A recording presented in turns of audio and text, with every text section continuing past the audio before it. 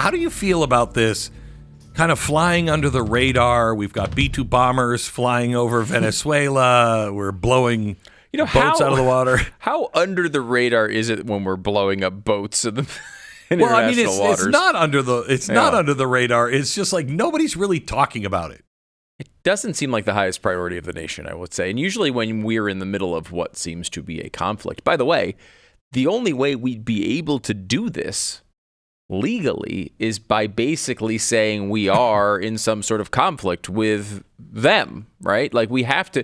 I mean, Andy McCarthy had a long write-up of this that I read a couple weeks ago, and when it comes down to justifying a strike like this, you have to be able to essentially say that we are in some sort of conflict. You don't just do that typically. Now, the question is, of course, are we in the that war on drugs? Right. He broke it down like the war on terror. He might be worth explaining this at some point. Yeah. Andy is, but he's concerned about, what's the process to get to the decision. Not of course, whether we want drug dealers here, and nobody wants that. But there is a legal process that has to happen, and it does seem like it's also escalating beyond just the cartel situation. Well, remember too, Trump's first term. Tried to get Maduro out. We tried to get Maduro out very clearly. The Peace Prize winner, right, is someone from Venezuela who dedicated her award to Donald Trump, knowing that Trump has fought really hard for the people of Venezuela. Whether you agree with what he's doing or not, he does really care about the situation. He also knows something, and I'm not surprised the press isn't talking about Margarita Island, but I think that's one of the main reasons why he's. You're talking about Margaritaville? No, Margarita Island. Okay. No, it's just off the coast of Venezuela. It is run by Maduro, and Jimmy Buffett. And no, Jimmy Buffett has nothing to do with it. Not involved? No, not involved at all. Okay. The Iranians have a lot to do with it. It's a Hezbollah-Hamas training island. And Maduro has been sending Venezuelans and gangs to that island just off their coast to train for terrorist activities. They train there, and then they fly over to Iran to finish their training.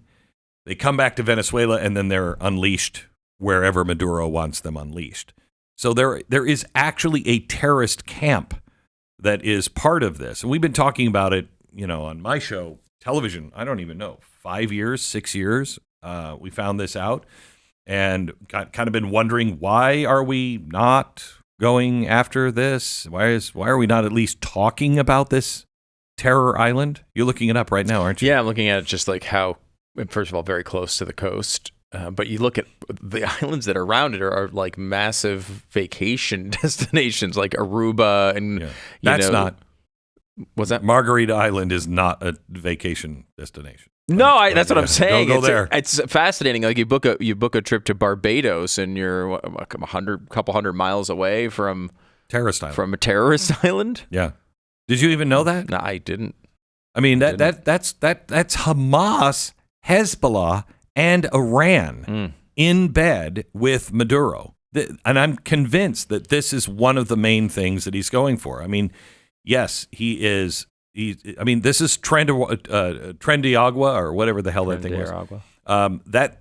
That's part of this. The unleashing of the prisons, that's also part of this.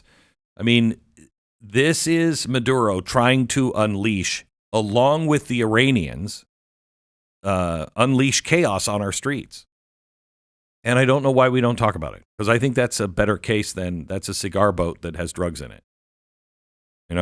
Yeah, that seems like it. What's your feeling on the drug boat thing? Have you spent a lot of time thinking this one out?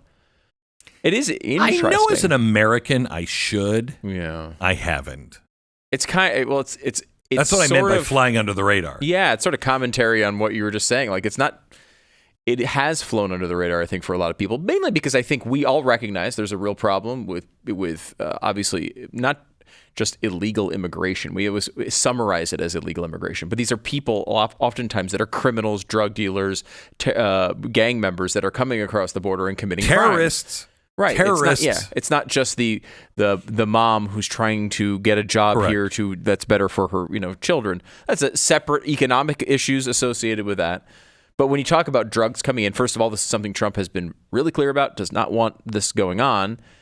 And I think the means, the ends are there for sure. The means, I guess, are the question. And, what's interesting about this is you feel like it's all about a message being sent, right? There's no reason why, in theory, we could not just stop these vessels. we could get the Coast Guard over there. We could get the Navy. There's all sorts of different things we could do to stop these boats. We're blowing them up and telling everybody about it for a reason.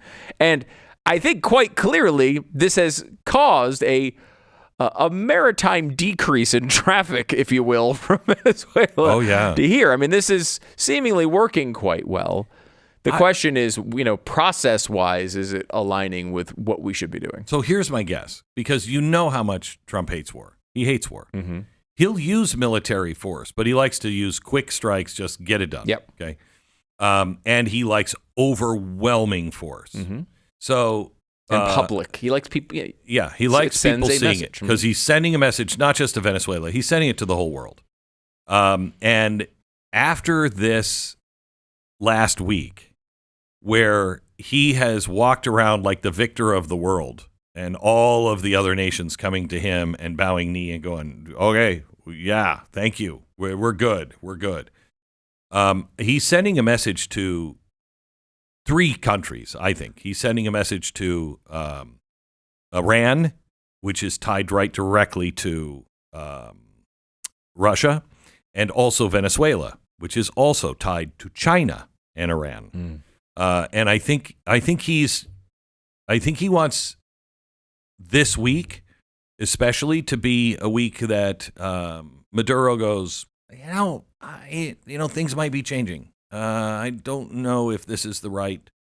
And I think he's just using very strong images and power. He's using it the right way to say, back off, buddy. Don't do it right now. And also, I don't like this, sending the CIA in. I just don't trust the CIA in anything anymore. Because that's a new development as of the last 24 hours that we found out about it, right? Yeah. Can you explain that further? What are we doing there? Like, Don't really know. Trying to go after the drug lords is what we're saying, but this also kind of is what we do with regime change, And we've attempted literal regime change with this country, correct? with not that long ago. I mean, he's a bad guy. I mean, he is. He is a drug lord. Maduro has become. He was this bus driver. He's now the head of a drug crime syndicate called the Sun or something like that. So I mean, he's actually a drug lord himself now. So he's not the sweet little bus driver he used to be.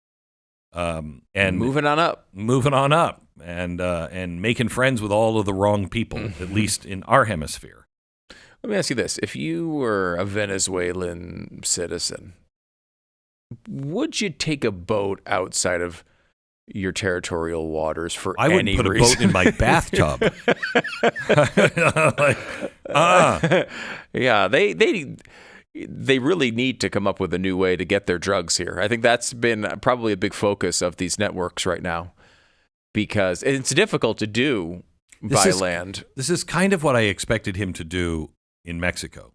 And that might be another thing. If he's going after the drug lords, if you start to see these drug lords just show up dead, he's sending that message to Mexico. I'll do it. I'll do it. You're not safe wherever you are. And it might have been easier for him to do it in Venezuela, or so he thinks, than in Mexico. And so he's sending that message, because the drug lords in Mexico are sending big messages to him. Yeah, I mean, they're putting bounties on ICE members. Up to $50,000. You kill a certain rank of ICE or politician, and they'll give you $50,000. I mean, this is the Wild West. When it comes to these drug runners and these cartels, it's become the Wild West. And I think that plays a role.